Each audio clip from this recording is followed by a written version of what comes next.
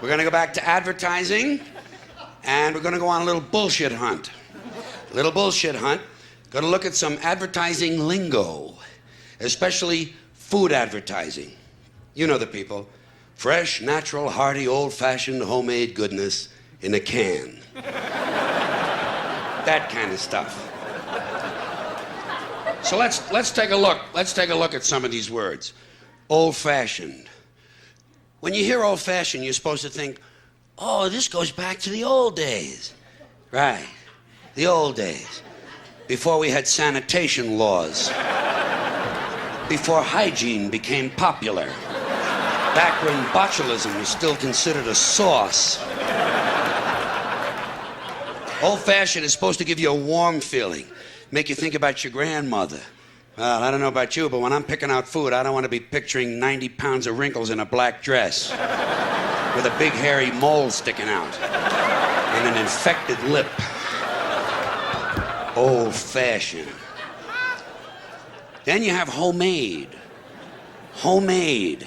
You see this on the packages in the supermarkets.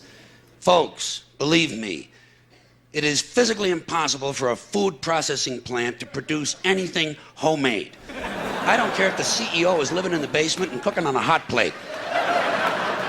It's not gonna happen. And you shouldn't be eating processed foods and packaged foods anyway. They're no good for you. You know how I stopped eating processed foods? I started picturing the people who were doing the processing. Next time you're in the bus and you see some guy with gangrene on his hands, just picture him on the assembly line putting little pieces of chicken in a box. That'll cure you. Then go home and eat some fucking grapes. Homemade. You see homemade in the restaurants, too. Homemade soup. I don't care how much the amphetamine-driven waitress with the Marlboro lines in her face reminds you of your mother, the soup is not homemade. Unless someone is living in the kitchen. And if that's the case, I want to get a good look at this motherfucker. I want to check this guy for lesions, carbuncles, impetigo, pink eye, and ringworm. And head lice. Then you have home style. Home style. When the advertising imbeciles realize that homemade sounds too full of shit, they go to home style. Home style flavor. Oh, whose home are we talking about? Jeffrey Dahmer's? Believe me, there's nothing home style about the boiled head of a Cambodian teenager, okay? Even if you sprinkle parsley on the hair.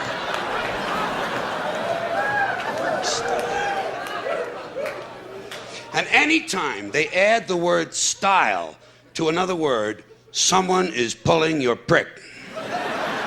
Old style goodness. What does that mean? Nothing. It means nothing. New York style deli. It means it's not located in New York. That's all it means, or they wouldn't have to say it in the first place.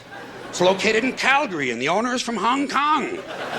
And the food tastes like things that the Bangladeshis throw away. Chicago-style pizza means the night manager once changed planes at O'Hare. Family-style restaurant. You know what that means? It means there's an argument going on at every table. Two people are crying, and the eldest male is punching the women. Family style. Family style. Then you have gourmet. Here's another word the advertising cretins have completely wiped their asses with. Gourmet. Gourmet dining in a cup. Gourmet cuisine in a can. By the way, whenever you hear cuisine in place of food, be prepared to pay an extra 80%. Gourmet rolls, gourmet coffee, gourmet pizza. These things do not exist. You want to know what gourmet food? Toasted snail penises. Candied moose balls. Deep dish yak dick. Gourmet. Here's another full of shit food word. Hearty. Hearty. Soup is hearty. Breakfast is hearty. You know what I do when I hear the word hearty? I look at the label. 300 grams of saturated fat. Hearty, as in heart attack. It's the same with buttery and lemony and chocolatey. Real chocolatey goodness. You know what that means? No fucking chocolate.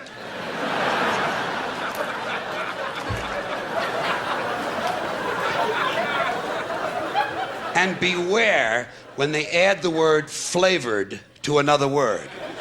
Lemon-flavored drink. No fucking lemons. As a pet food now refers to itself as a chicken-flavored treat. Well, a dog doesn't know what chicken is. He might like it if you give it to him, but he's not going to say, oh, good, I was hoping we'd have chicken again. And by the way, chicken-flavored treat? Right. No fucking chicken. And zesty and tangy. Zesty and tangy are not real words that normal human beings use in conversation. They're advertising words. Do you ever have someone turn to you and say, this is real zesty? And tangy, too. Now, one more food word before I completely change the subject on you. Natural. And this is directed to all you health food fiends and environmental nitwits and yuppie cocksuckers who are running around in your natural fibers. Your natural fibers. The word natural is completely meaningless. Everything is natural. Nature includes everything. It's not just trees and flowers. It's everything. A chemical company's toxic waste is completely natural. It's part of nature. We're all part of nature. Everything is natural. Dog shit is natural. It's just not real good food.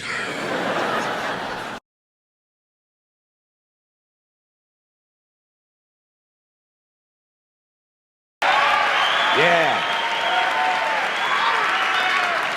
But I also know that most Americans are soft and frightened and unimaginative, and they don't realize there's such a thing as dangerous fun. And they certainly don't recognize a good show when they see one. I have always been willing to put myself at great personal risk for the sake of entertainment. And I've always been willing to put you at great personal risk for the same reason. As far as I'm concerned, all of this airport security, all the searches, the screenings, the cameras, the questions, it's just one more way of reducing your liberty and reminding you that they can fuck with you anytime they want. As long as you put up with it. As long as you put up with it. Which means, of course, anytime they want. Because that's what Americans do now. They're always willing to trade away a little of their freedom in exchange for the feeling, the illusion of security. What we have now is a completely neurotic population obsessed with security and safety and crime and drugs and cleanliness and hygiene and germs. There's another thing, germs. Where did this sudden fear of germs come from? In this country. Have you noticed this? The media constantly running stories about all the latest infections, salmonella, E. coli, hantavirus, bird flu, and Americans they panic easily, so now everybody's running around scrubbing this and spraying that and overcooking their food and repeatedly washing their hands, trying to avoid all contact with germs. It's ridiculous, and it goes to ridiculous lengths. In prisons, before they give you a lethal injection, they swab your arm with alcohol. It's true. It's true. It's true. Well, they don't want you to get an infection. And you can see their point. Wouldn't want some guy to go to hell and be sick. It would take a lot of the sportsmanship out of the whole execution. Fear of germs, why these fucking pussies? You can't even get a decent hamburger anymore. They cook the shit out of everything now because everybody's afraid of food poisoning. Hey, where's your sense of adventure? Take a fucking chance, will you? You know how many people die in this country from food poisoning every year? 9,000. That's all. It's a minor risk.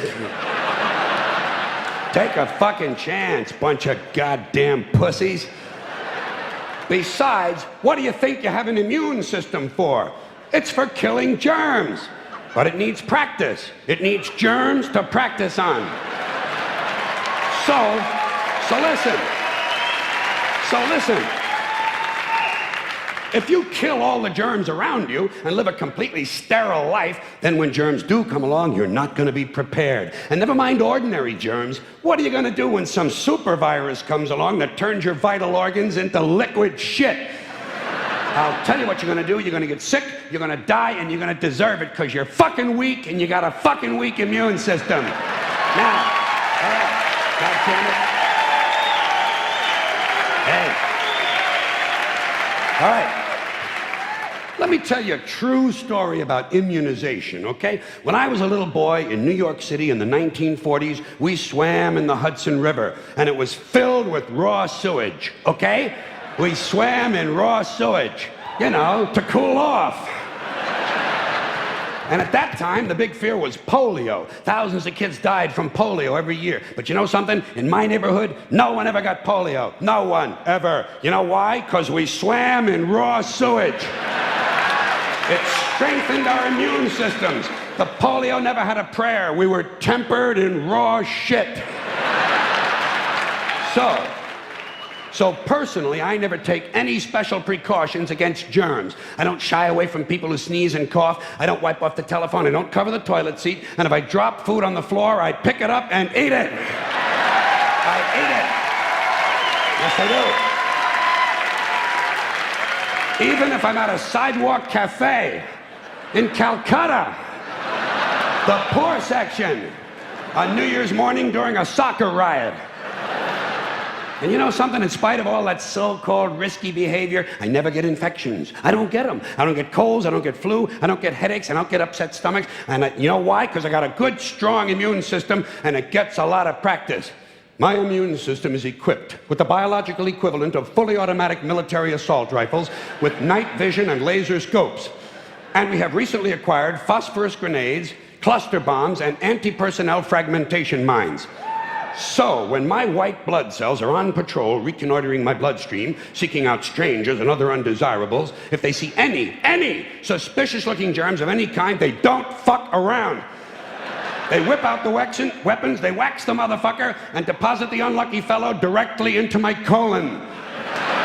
Into my colon. There's no nonsense. There's no Miranda warning. There's none of that 3 strikes and you're out shit. First defense, bam, into the colon you go.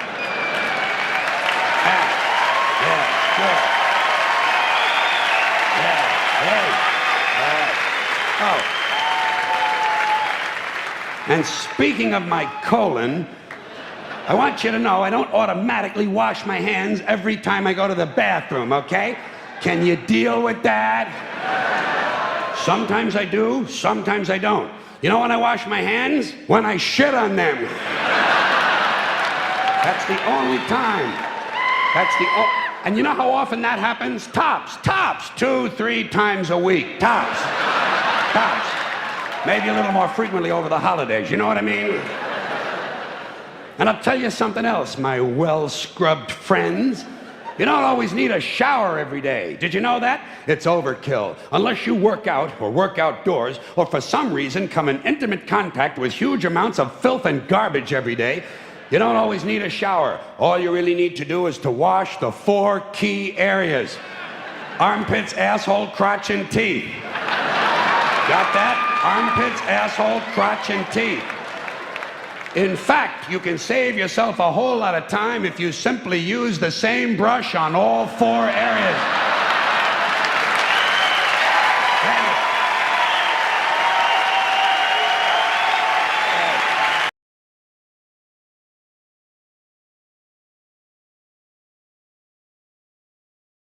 I don't like words that hide the truth. I don't like words that conceal reality. I don't like euphemisms or euphemistic language. And American English is loaded with euphemisms because Americans have a lot of trouble dealing with reality. Americans have trouble facing the truth. So they invent a kind of a soft language to protect themselves from it. And it gets worse with every generation. For some reason, it just keeps getting worse. I'll give you an example of that.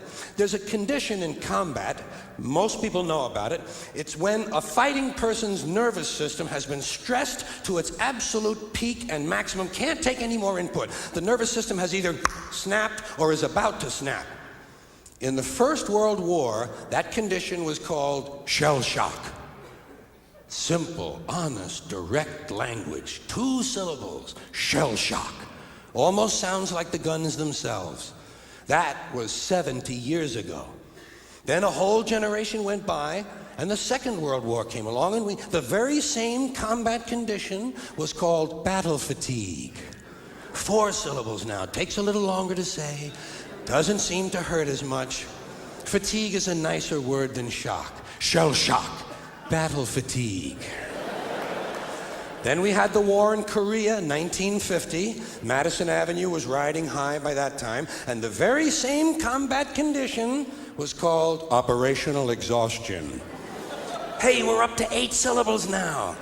And the humanity has been squeezed completely out of the phrase. It's totally sterile now. Operational exhaustion. Sounds like something that might happen to your car. Then, of course, came the war in Vietnam, which has only been over for about 16 or 17 years. And thanks to the lies and deceit surrounding that war, I guess it's no surprise that the very same condition was called post-traumatic stress disorder. Still 8 syllables, but we've added a hyphen. And the pain is completely buried under jargon. Post-traumatic stress disorder. I'll bet you if we'd have still been calling it shell shock, some of those Vietnam veterans might have gotten the attention they needed at the time. I'll bet you that. I'll bet you that.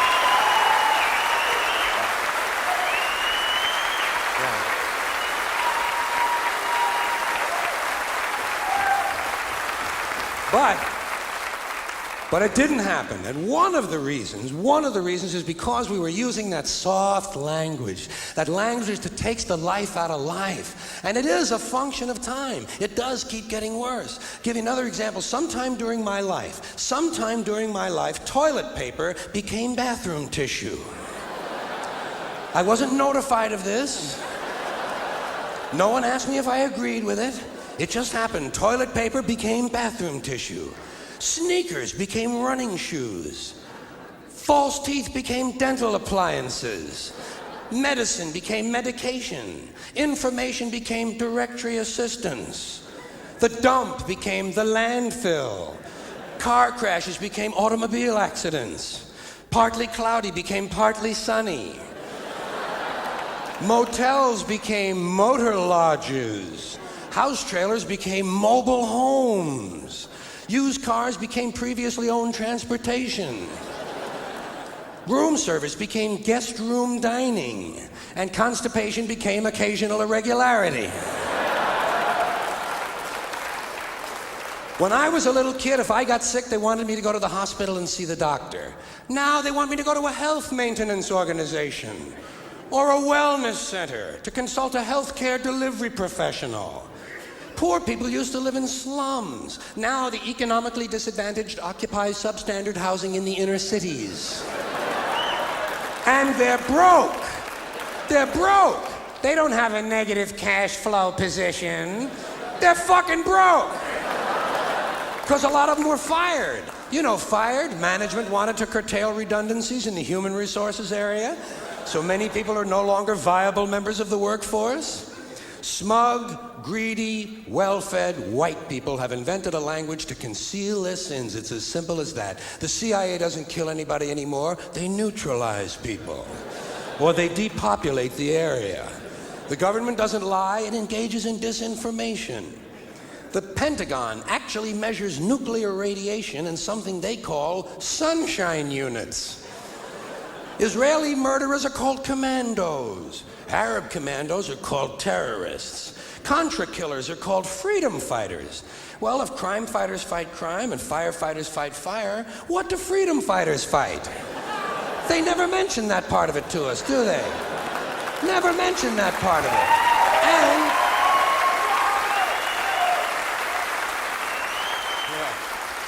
And some of this stuff is just silly. We all know that. Like on the airlines, they say they want a pre-board.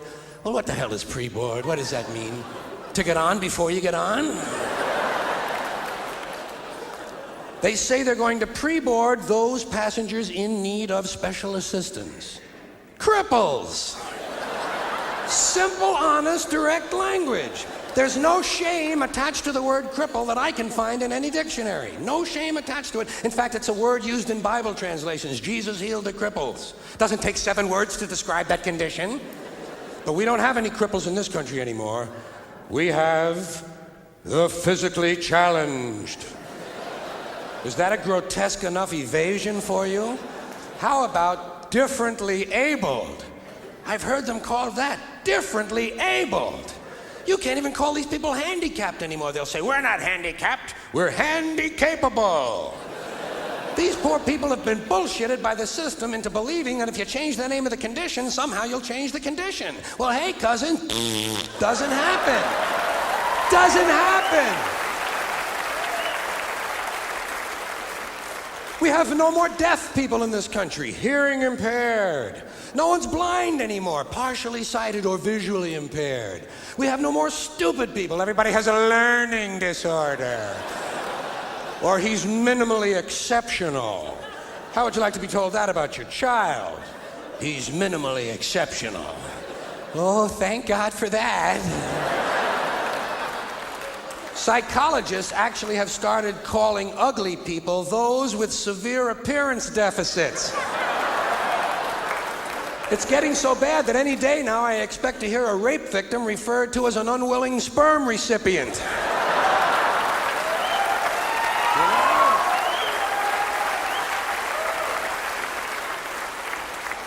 And we have no more old people in this country. No more old people. We shipped them all away, and we brought in these senior citizens.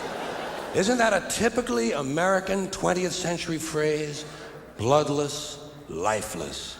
No pulse in one of them. A senior citizen. But I've accepted that one. I've come to terms with it. I know it's here to stay. We'll never get rid of it. That's what they're going to be called, so I'll relax on that. But the one I do resist, the one I keep resisting, is when they look at an old guy and they'll say, look at him, Dan. He's 90 years young. Imagine the fear of aging that reveals. To not even be able to use the word old to describe someone, to have to use an antonym. And fear of aging is natural, it's universal, isn't it? We all have that. No one wants to get old, no one wants to die, but we do. So we bullshit ourselves. I started bullshitting myself when I got to my 40s. As soon as I was in my 40s, I'd look in the mirror and I'd say, well, I guess I'm getting older. Older sounds a little better than old, doesn't it? Sounds like it might even last a little longer. Bullshit, I'm getting old. And it's okay, because thanks to our fear of death in this country, I won't have to die. I'll pass away.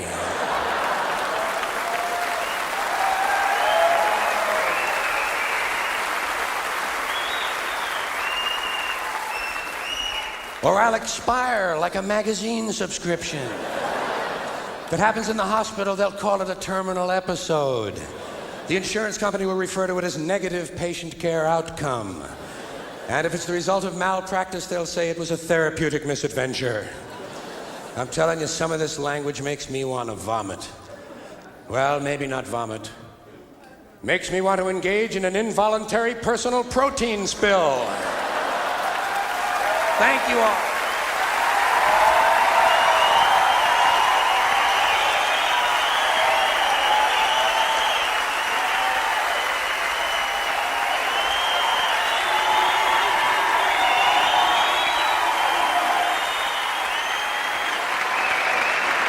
Give me a little life for Mo. Mo says hello.